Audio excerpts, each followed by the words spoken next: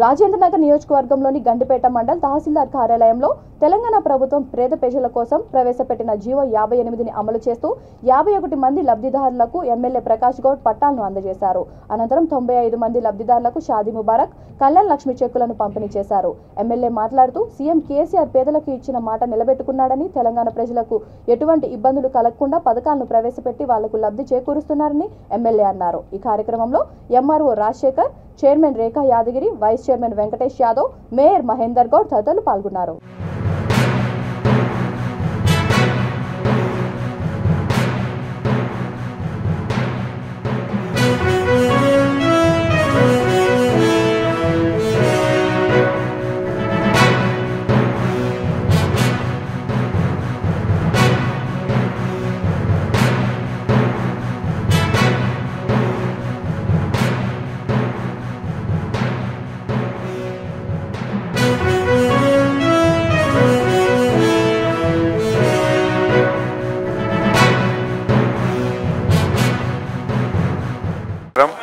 ఈరోజు నార్సింగ్ మెల్లగూడ మున్సిపాలిటీలో చైర్మన్ గారు, వైస్ చైర్మన్ గారు, మా ఎంఆర్ఓ గారు, కౌన్సిలర్స్ అందరూ కూడా ప్రజాప్రతినిధులు రావడం జరిగింది. 58 జీవో కింద 51 పట్టాలు ఇవ్వడం కూడా జరిగింది. గతంలో కూడా ఇచ్చినాం. ఇంకా ఎవరైనా లేకుంటే కూడా వాళ్ళందరూ పెట్టుకుంటే ఇస్తామని చెప్తున్నాం. ఎవరెవరైతే లేవు వాళ్ళందరూ కూడా ఇస్తాం.